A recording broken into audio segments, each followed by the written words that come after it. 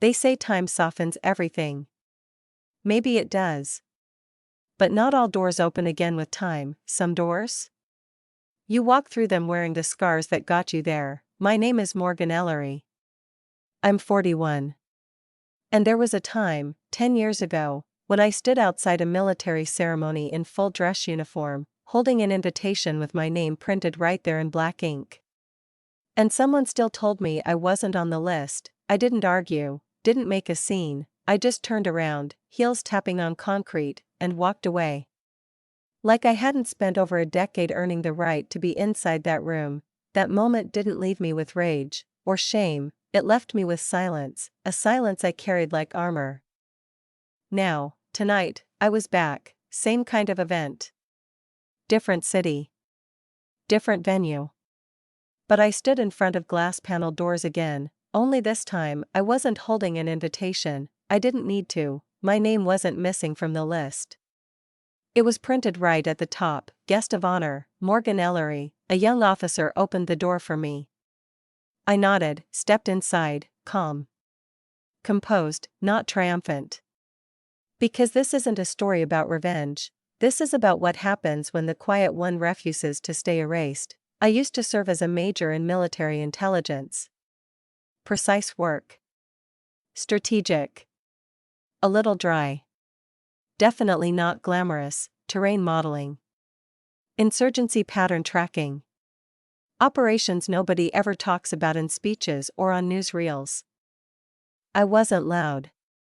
I wasn't flashy, but I was damn good, until one mission fell apart, and the people who should have had my back. They stepped away, one of them was my brother, the other, my father. That day, I didn't just lose credibility, I lost my place in a family that measured love by promotions and merit ribbons, but I didn't go online and rant, didn't ask for apologies, I disappeared, and I rebuilt, not louder, not softer, just smarter, and now, years later, they would be in the audience. Both of them, and I was walking into that room not as someone they forgot, but as someone they couldn't ignore anymore. I paused at the edge of the carpet, rolled my shoulders back, and crossed the threshold. The lights inside were warm, but the air, cool, like justice had finally made its way through the ventilation system. Somewhere across the room, I imagined my father adjusting his tie. My brother probably scanning the guest list again, hoping my name somehow wasn't real. Let them, because tonight?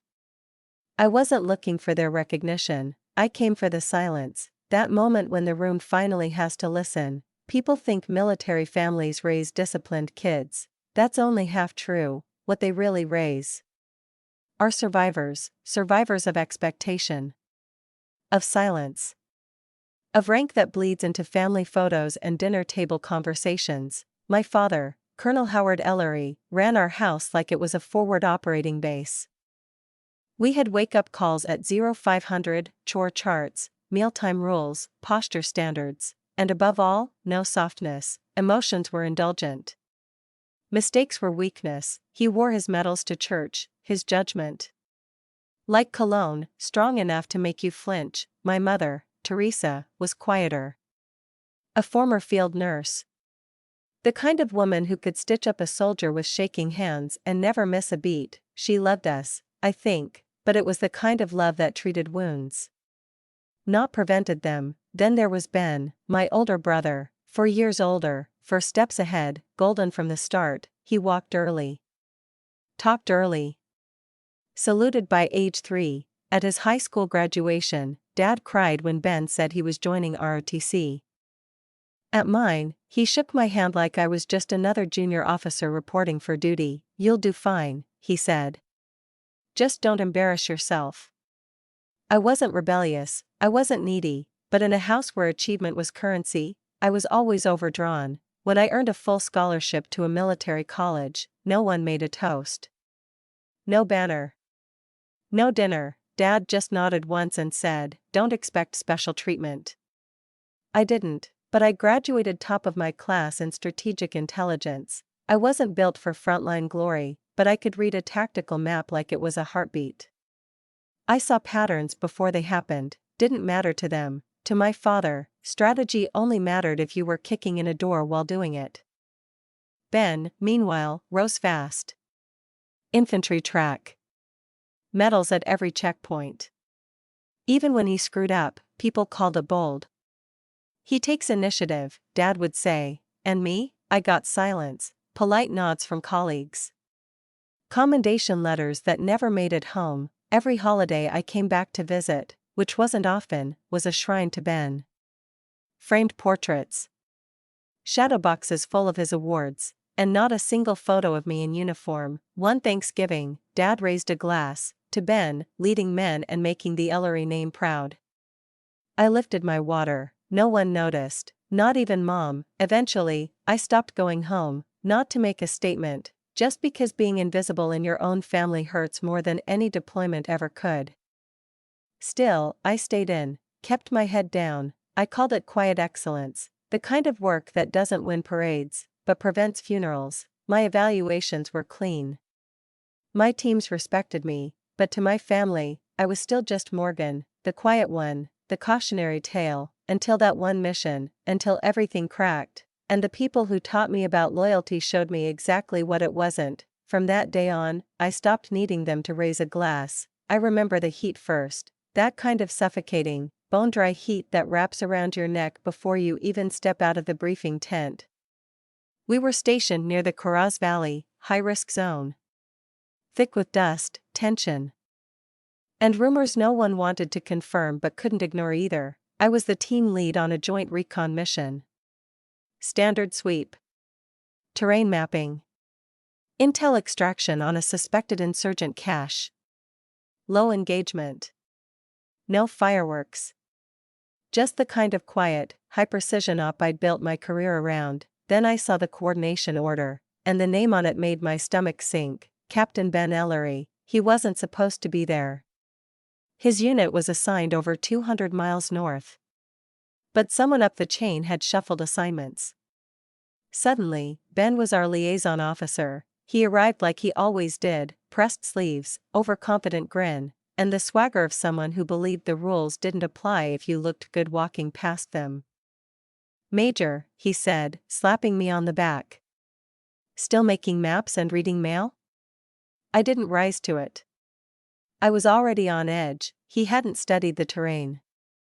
Didn't know the last 6 months of movement trends or intel briefings, and yet, within 48 hours, he was already making suggestions. "We should go in early," he said during our third strategy session. "Catch them off guard." "No," I said. Flat. Controlled. We wait for the 0240 satellite pass. It gives us heat maps, night overlay, and overwatch support. Otherwise, we're walking in blind. He leaned back, arms behind his head, like we were debating over a dinner menu. "Sometimes speed is the advantage," he said. "You strike before they scatter." "You're not the one walking into that valley," I told him. He didn't argue. Just smirked, like he was already writing the press release. Hours later, I got the nudge, a quiet message from higher up: "Consider Captain Ellery's timeline. He has high visibility on this one." Translation: someone above liked the optics he was selling, and against my gut, against everything I'd trained for, I signed off on the change. Deployment time, 2,100 hours, we moved under a moonless sky. The terrain brittle underfoot.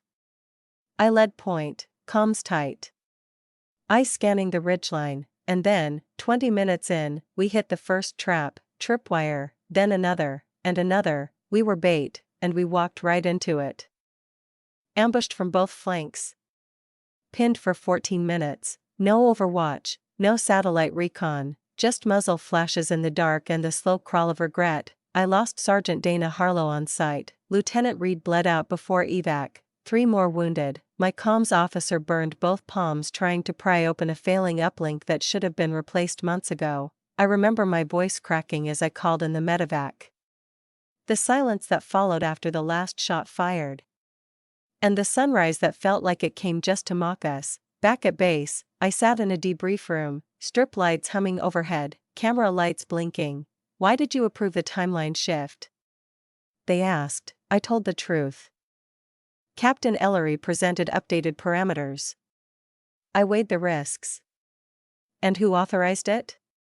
There was no written order. The silence that followed, it wasn't confusion, it was calculation. Ben never showed for the inquiry. He submitted a 2-paragraph statement on adaptive field conditions. No mention of me. No acknowledgement of the pressure he applied. No apology. I was handed a formal reprimand, failure to adhere to risk mitigation protocol. Avoidable casualties. Further review pending. My clearance was suspended, my credibility gone. I flew home on a 72-hour leave. Maybe hoping for support. Maybe just trying to remember who I was. When I walked into the living room, Dad didn't even look up. He was polishing one of Ben's plaques. "You made a bad call," he said. "I didn't make it alone." "You were the lead," he said. "That's where the responsibility lands." Mom stood behind him. Quiet. Her eyes never met mine. She didn't say a word. That night, I sat on the edge of my childhood bed, listening to the old pipes groan and creak, almost comforted by how familiar the silence was. By morning, there was an envelope on the kitchen counter. No note, just the formal invitation to Ben's next promotion ceremony. Major Ben Ellery. Time. Date. Dress code. "No, we're proud of you." "No, are you okay?" Just logistics. I didn't burn it, I should've.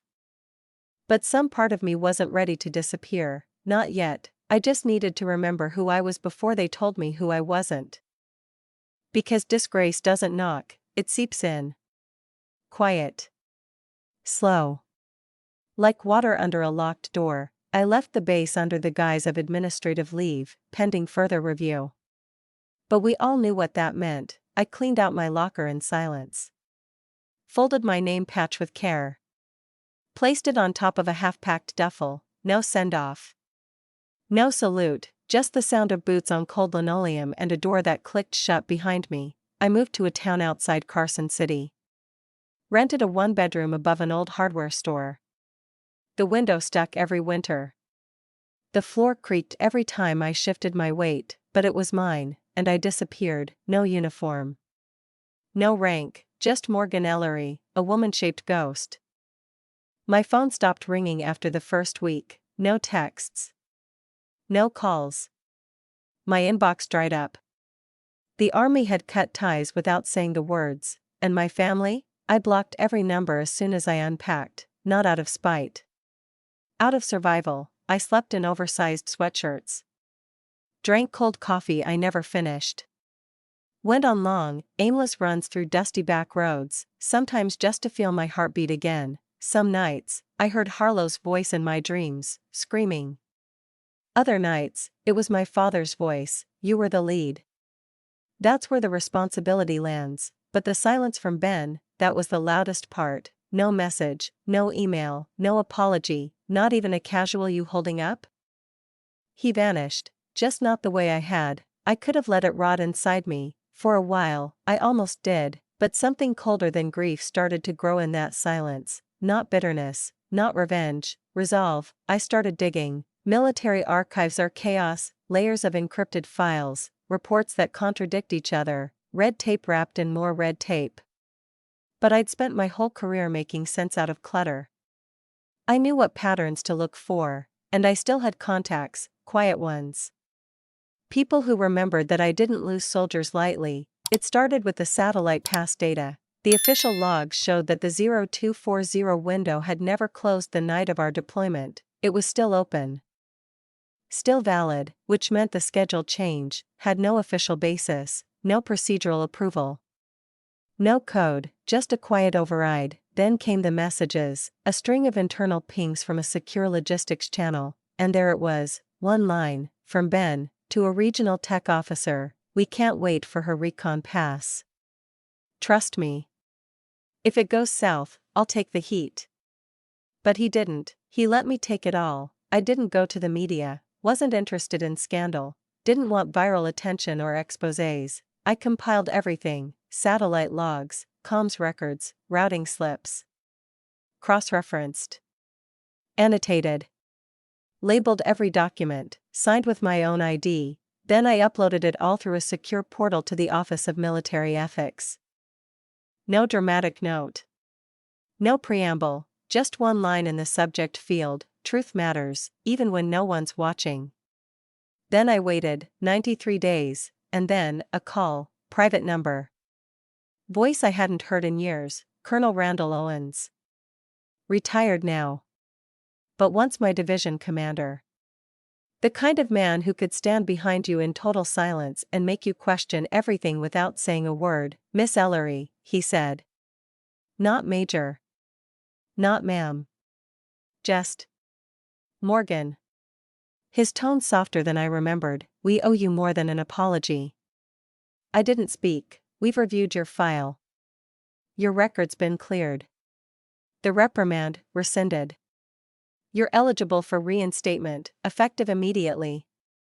I should have felt something: relief, victory, closure, but all I felt was stillness. I didn't want reinstatement, I didn't want the uniform back, I just wanted my name, not in their mouths, but in my own memory. A few weeks later, I got another message. This one was digital, encrypted, formal, from the Defense Strategy Analysis Center, DSAC, an invitation to a closed-door anniversary event in Washington, D.C., senior strategic personnel only, select civilian command advisors, and there it was. Top of the program, keynote speaker, Morgan Ellery, not a side guest, not a plus one, the speaker. I clicked through the logistics attachment. Time. Venue. Prep documents. And then I saw the attendee list. 2 names stood out: Ben Ellery, Colonel Howard Ellery, my brother, my father. It hit harder than I expected, all that silence. All those years, and now, we'd be in the same room, breathing the same filtered air. I stared at the screen for a long time, then I closed the laptop. I wasn't going for them, but I wasn't avoiding them either. The event was held at the Grand Atrium, an old military armory turned polished think tank hub. Floor-to-ceiling glass. Refinished steel beams. Light that bounced just right off every corner like a mission briefing dressed in a tuxedo. I arrived early, I always did. At the entrance, staff stood at attention. A young officer with a tablet glanced up. "Name, ma'am?" "Morgan Ellery." Her eyes scanned the list, they stopped, widened slightly. "You're on the list," she said. "Right at the top." I nodded. "As it should be." She guided me through security. Down a hallway to the VIP lounge, quiet lighting. Soft chairs. A tea service on a low table. I almost laughed. Peppermint tea, the same kind my father once scoffed at. "Soldiers don't drink tea," he'd said once at a diner. "Especially not that flowery kind." But peppermint always steadied me. Even in silence, I poured a cup. Saturday. Waited, the door cracked open just once. An aide brought a folder with my prepared remarks. Addressed me as ma'am 3 times before slipping out again. Outside, the ballroom was filling. Clinking glasses. Rustling suits. Voices I half recognized in fragments. I stood, adjusted my jacket. Ran a hand over the ribbons I used to hide, then I caught my reflection in the narrow mirror on the wall. Not the girl they once overlooked, not the woman they'd tried to erase, someone who had nothing left to prove, and everything left to say. The ballroom lights dimmed, a hush rolled across the crowd like a quiet tide, and then it came, my name, broadcast over the speaker system, crisp and steady. "Please welcome our keynote speaker, Morgan Ellery." I stood.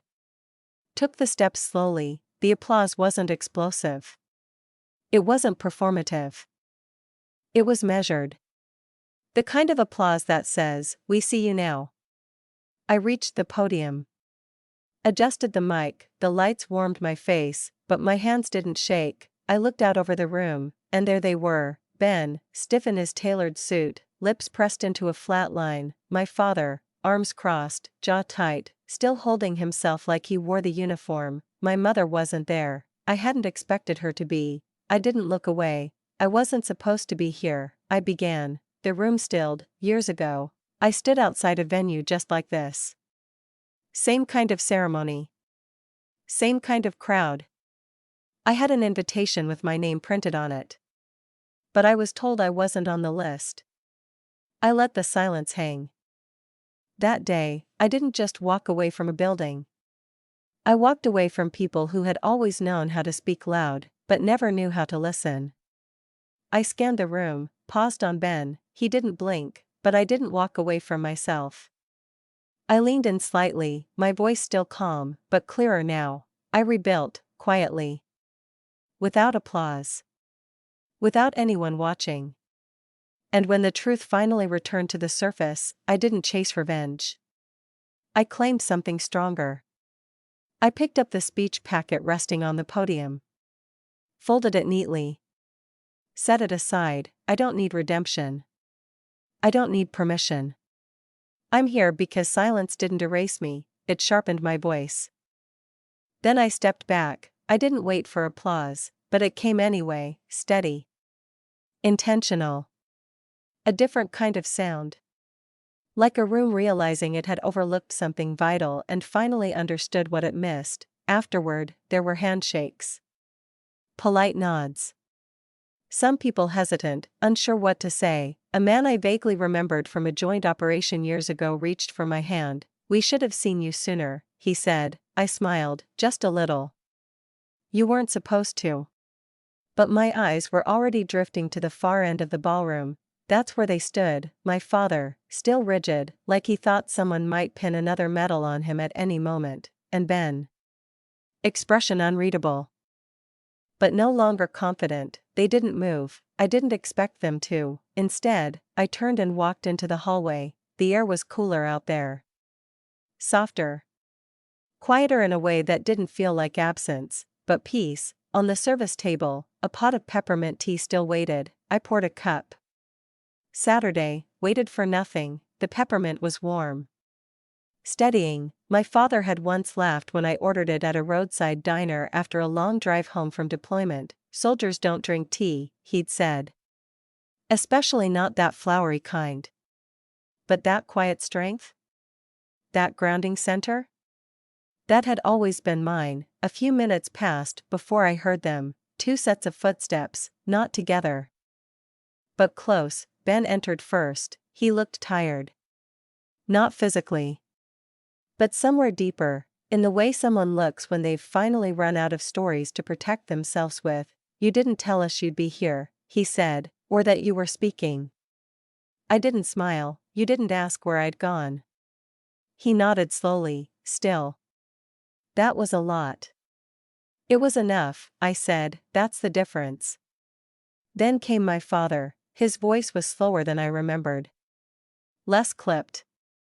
A little more human. "You've said your piece," he said. I looked at him, meeting his eyes fully for the first time in years. "No," I said, "I claimed my space. Finally. Without needing your permission."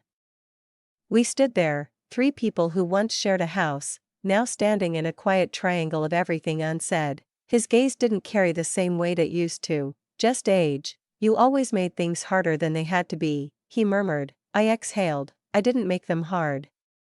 You made them quiet." And filled that silence with someone else's voice. He didn't answer.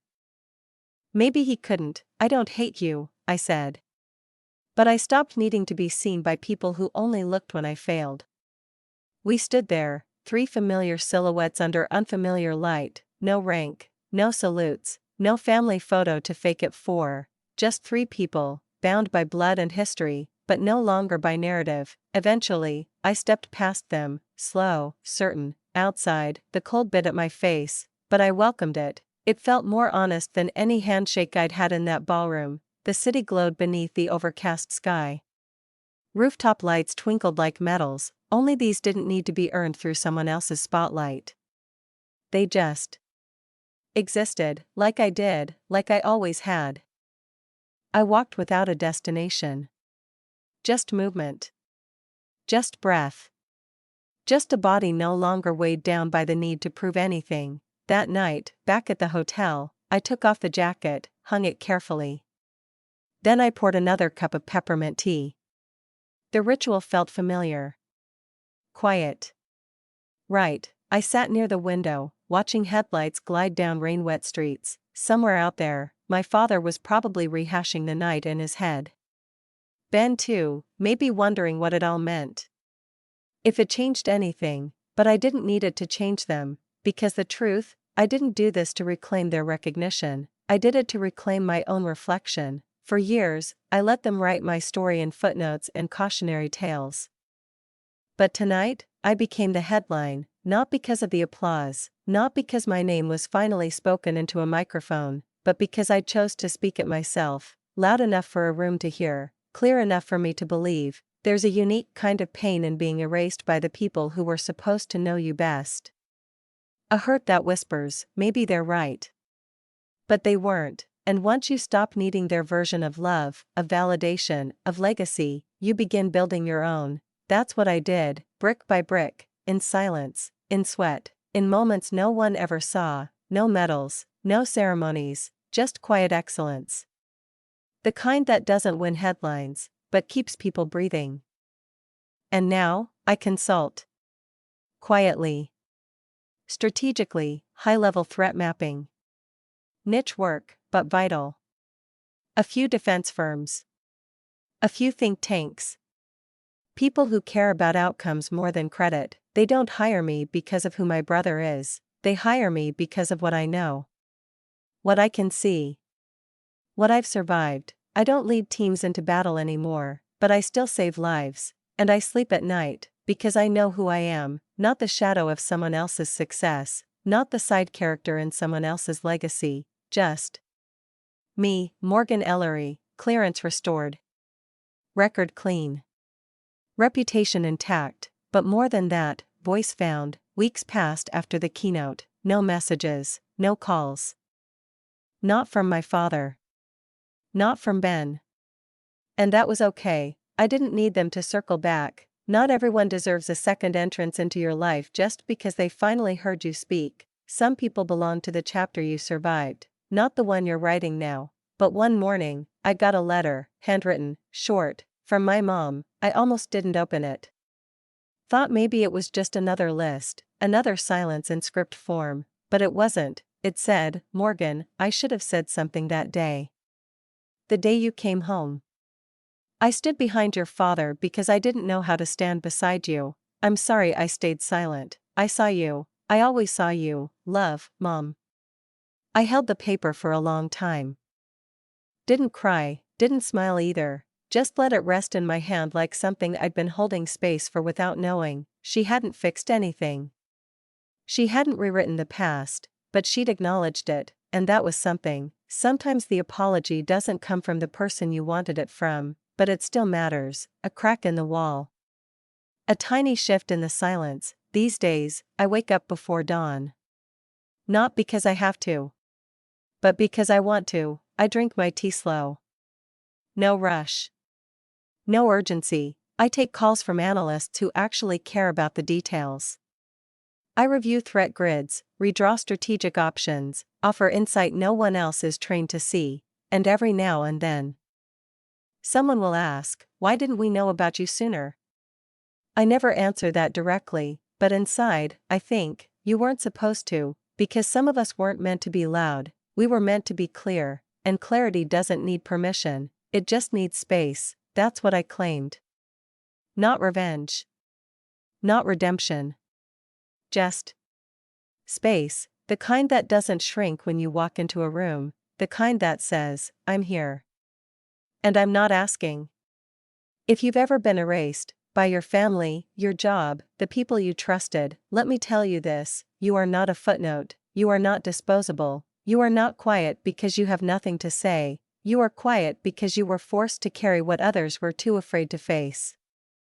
But that ends now. You don't need permission to exist loudly in your own life. You don't need to wait for someone to hand you a microphone. You are the microphone, you are the message, you are the room. So if you're still standing outside the door, invitation in hand, wondering if someone will finally let you in, stop waiting, open the damn door, and if it doesn't open, build your own, and this time, print your name at the top of the list.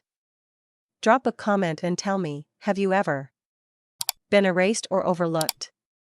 What did you do to reclaim your space? Say still standing if you're claiming your voice today. Like, subscribe, and stick around, because these aren't just stories. They're reminders, you matter. Even when the world tries to forget.